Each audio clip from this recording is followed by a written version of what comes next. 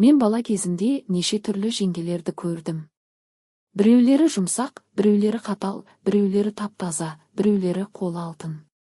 Ал менің өмірімдегі ең есте қалғаны сол бір салақ жеңгем. Шешем ауырып қалған кезде үйдің бар шаруасы менің үлкен ағам Смағұлдың мойнына түсті. Ағам бір күні қаланың бір жағынан әйел алып келді. Қарап тұрсам, жеңгеміз деп жүргеніміз бойы ұзын, қара торы әйел. Беті қолы ірі, сөйлегені сампылдап, күлгені қатты. Аты Бибіжамал. Жеңгем үйге келген күні ақ бәрі өзгерді.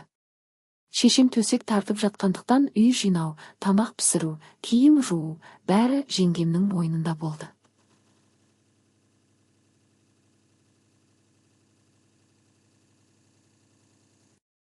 Бірақ ол шаруаның қандайында болсын, өзіне лайық етіп істейтін. Таңертең тұрып, шай қайнатамын деп су құйып от жағады. Бірақ оттың түтіні шығып, үй іші қап-қара болып кетеді. Ойбай, түтін шықты деп жүгіріп, терезені ашады да суық жел үйді айналдырып кетеді. Шай қайнағанда шайнекке шай салуды ұмытып, тек ыстық су құйып қояды. Біз шаң қайда десек, ой, шай салуды ұмытыппын-ау деп күліп қояды. Тамақ пісіргенде тіпті қызық. Картопты аршып турап қазанға салады.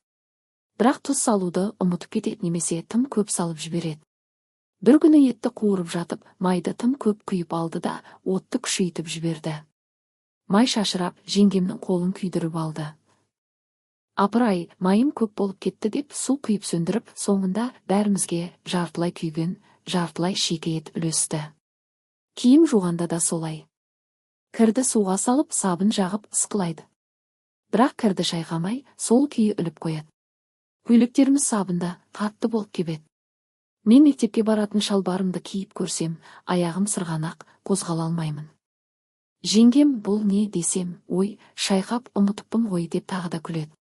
Бірде жеңгем нан пісірмек болды. Қамыр илеп пісірді. Бірақ қамырды тым жұқа етіп жайып, пешке салғанда күйіп кетті. Нанның орнына қара қабық шықты. Ағам ашуланып, сен не істеп жүрсің десе, жеңгем сампылдап, бірінші рет емес пе, үйренемін ғой дейді. Ең қызығы жеңгемнің пимасы болатын. Ол пиманы өте жақсы басатын еді. Бірақ үй ішінде жүргенде пиманы киіп, сыртқа шыққанда шешіп қоятын. Бір күні қар жауып тұрғанда сыртқа шығайын деп пиманы іздеді. Таба алмады. Соңында менің ескі етігімді киіп шығып кетті. Кешке қайтып келгенде етігімнің екеуі де бір-бірінен мүлдем өзгеше болып қалған. Бірі су болып, бірі қарға толып. Жеңгем осындай салақ болғанымен жүрегі таза, күлкісі мол еді.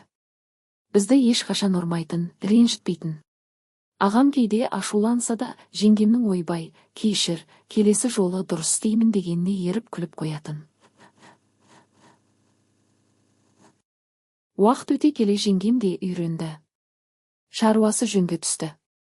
Бірақ сол алғашқы күндердегі салақтығы әлі күнге дейін есімде. Кейде еске түссе, өзім де күліп қаламын. Бұл менің балалық шағымның шынайы хикаясы. Жеңгемнің салақтығы біздің үйді күлкіге толтырды, ал өзі адамгершілігімен жүрегімізде қалды. Жеңгем үйге келгеннен кейінгі алғашқы апта өте қызық өтті. Мен мектептен келсем, үйдің іші әрқашан бірдеңеге толы болатын. Бірде ыдыс аяқ үйіліп жатса, бірде кір қоқыс шашылып жатады. Жеңгем Бибіжамалдың өзі болса, әрқашан ой, кешір, ұмытыппын ғой деп сампылдап жүреді.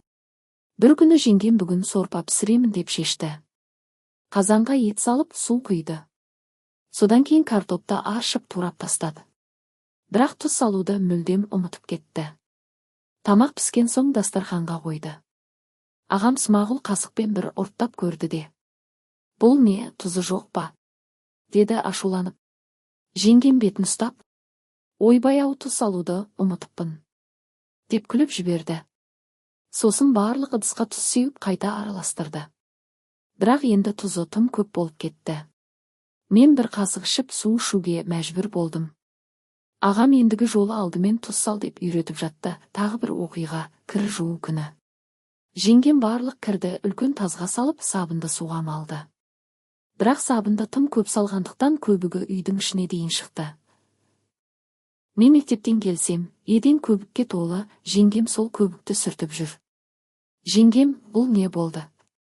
Дедім таң қалып. Ой, сабын көп болып кетті ғой, балам. Ештеңе етпейді, тез кебет, деді ол күліп. Кешке қарай киімдерді ілгенде, көйлектеріміздің барлығы сабынды дақтармен қалды. Менің ақ көйлегім сұрғылт болып шықты. Шешем төсектен Бибі Жамал, сен не істеп жатырсың деп әлсіз дауыспен сұрады. Жеңгем келесі жолы аз сабын саламын деп уәде берді. Ең есте қалғаны пима басу оқиғасы. Жеңгем пиманы өте жақсы басатын. Қолдары ірі болғандықтан пиманы тез әрі мықты етіп шығаратын. Бірақ үйдің ішінде жүргенде пиманы шешіп қоймай, сол күйі жүретін. Сыртқа шыққанда да пимамен шығып қарға батып жүретін. Бір күні қалың қар жауып тұрғанда дүкенге бармақ болды. Пиманы іздеді, таба алмады. Сондықтан менің ескі етігімді киіп шығып кетті. Кешке қайтып келгенде етігімнің бір аяғы су болып, екіншісі қарға толып қалған. Мен жеңгем менің етігім деп айқайладым. Ол, ой, балам, кешір. Қарға батып қалдым ғой деп етігімді кептіруге тырысты. Бірақ етік екі түрлі болып қалды, бірі кішірейіп, бірі созылып. Осындай оқиғалармен күндер өтті. Жеңгемнің салақтығына ағам да, мен де, тіпті ауырып жатқан шешем де үйреніп қалдық. Кейде ағам ашуланса да, жеңгемнің ашық жүзімен күлкісін көріп, жарайды, келесі жолы дұрыстап істейсің деп қоя салатын.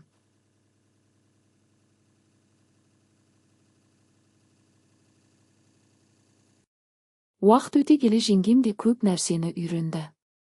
Тамақтың дәмін келтірді, кірді таза жуды, үйді жинауды үйренді. Бірақ сол алғашқы айлардағы салақ жеңгемнің қылықтары әлі күнге дейін есімнен кетпейді. Кейде еске түссе, өзім де күліп қаламын. Жеңгемнің салақтығы күн сайын жаңа бір оқиға әкеліп тұрды. Бірде ол үйдің алдындағы бақшаны суарамын деп шешті.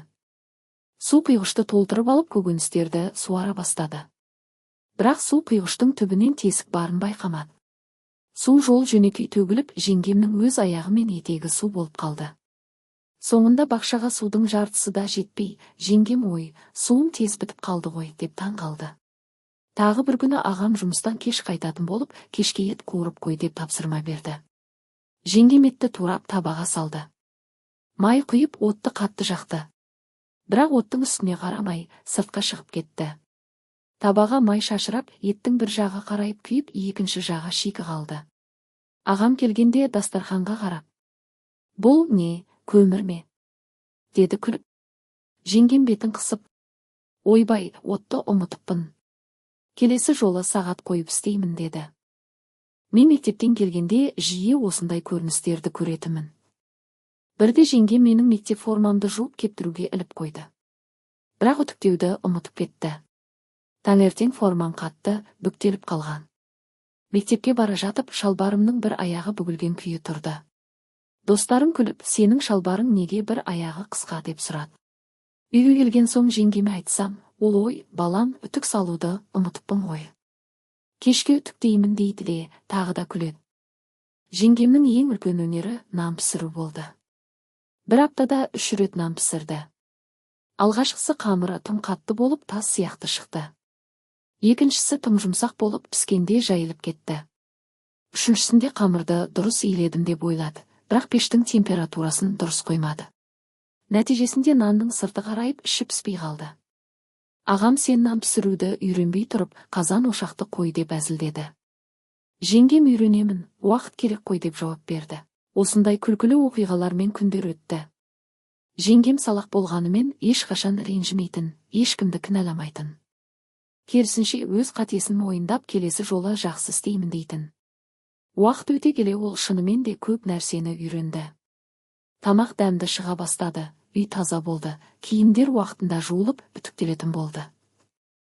Бірақ сол алғашқы айлардағы салақ жеңгемнің қылықтары біздің отбасы үшін ең ұмытылмас естелікке айналды. Кейде кешкісін отырып, сол оқиғаларды еске алып, бәріміз күлетінбіз. Жеңгем де өзін-өзі мазақ етіп, мен сондай салақ едім ғой деп күлетін. Бұл менің балалық шағымның шынайы хикаясының бір бөлігі. Жеңгемнің салақтығы бізді ренжіткен жоқ, керісінше, үйімізге көп күлкі мен жылылық әкелді. Жеңгем үйге келгеніне бір ай өткенде, біздің үйдің өмірі бірте-бірте өзгере бастады. Салақтық әлі де бар еді, бірақ оның үстіне жаңа бір қылықтар қосылды. Бір күні жеңгем үйді түбегейлі тазалаймын деп шешті. Барлық жиһазды жылжытып, еденді жууға кірісті. Суға тым көп сабын салып, еденді ысқылай бастады. Бірақ суы тым көп болып кетті. Еден суға толып, аяғымыз тайғанақ болып қалды. Мен мектептен келгенде есіктен кіре алмай, жеңгем, мен тайып құлап қаламын деп айқайладым. Жеңгем, ой, суым көбейіп кетті ғой деп шүберекпен сүртіп жүр. Кешке дейін еден толық кебе алмады. Ағам жұмыстан келгенде аяғы тайып, әрең тұрды. Тағы бір оқиға, шаш жуу күні. Жеңгем менің шашымды жуамын деп ыстық суды тым ыстық етіп қыздырды. Басымды жуып жатқанда күйдіріп алдым деп айқайладым. Жеңгем шошып кетіп суық суды құйып жіберді. Бірде ыстық, бірде суық судан басым ауырып қалды. Ой, балам, кешір, температурасын дұрыс қоймаппын деді ол кінәлі үнмен. Жеңгемнің тағы бір әдеті заттарды дұрыс жерге қоймау еді. Кілтті бір жерге қояды да өзі ұмытып қалады. Бір күні ағамның жұмысқа баратын қалтасын іздеп таба алмады. Үйдің ішін астан кестен етіп, соңында қалта тоңазытқыштың үстінде тұрғанын көрді. Мен оны қауіпсіз жерге қойдым ғой деп жеңгем күлді. Бір аптада бір рет базарға баратын болдық. Жеңгем бүгін ет, картоп, сәбіз аламын деп тізім жазып алды. Базарға барғанда тізімді үйде ұмытып кеткенін есіне түсірді. Сондықтан көзін жұмып, есімде бар деп не көрсе соны сатып алды. Үйге келгенде еттің орнына тауық, картоптың орнына қызылша, сәбіздің орнына пияз әкеліпті. Ағам, сен базарға неге бардың деп сұрағанда, жеңгем тізімді ұмытыппын.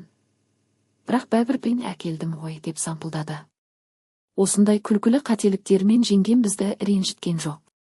Керісінше әр күнімізді әзіл қалжыңға толтырды. Кешке отырып күні бойы болған оқиғаларды айтып, бәріміз күлетінбіз.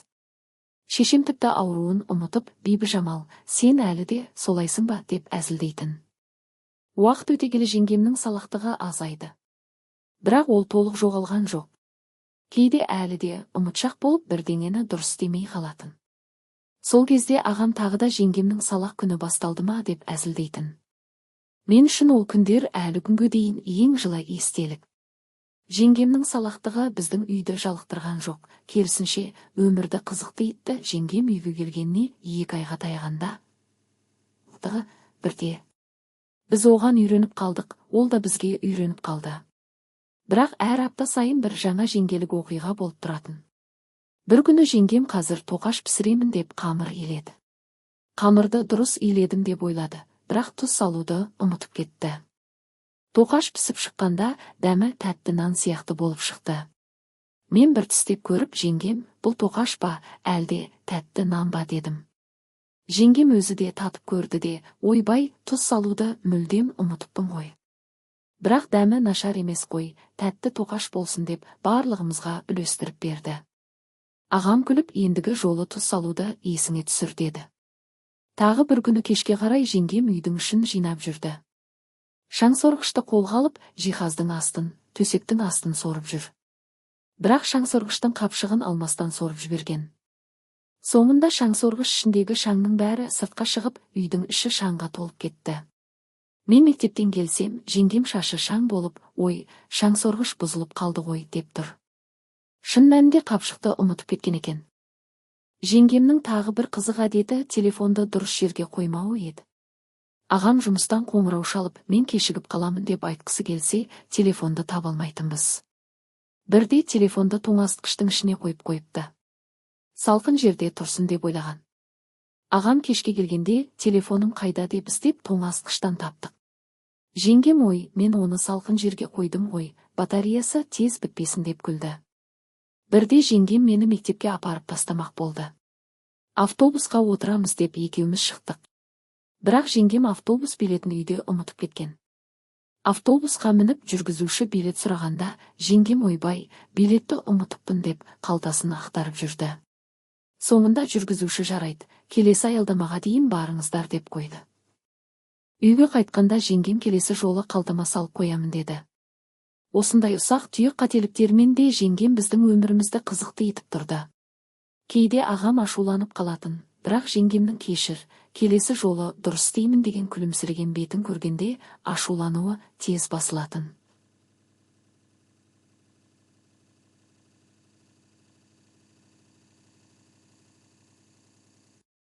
Шешем тіпті бейбіжамал болмаса, үйде күлкі болмас ет деп әзілдейтін. Уақыт өте келе жеңгем шынымен өзгерді. Тамақ пісіруі жақсарды, үйді таза ұстады, заттарды орнына қоятын болды.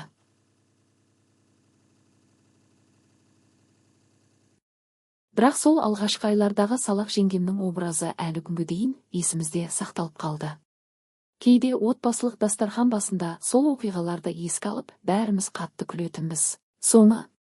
Осындай шынайы әңгімелер ұнап жатса, міндетті түрде лайк басып, пікір қалдырып, каналға тіркелуді ұмытпаңыз.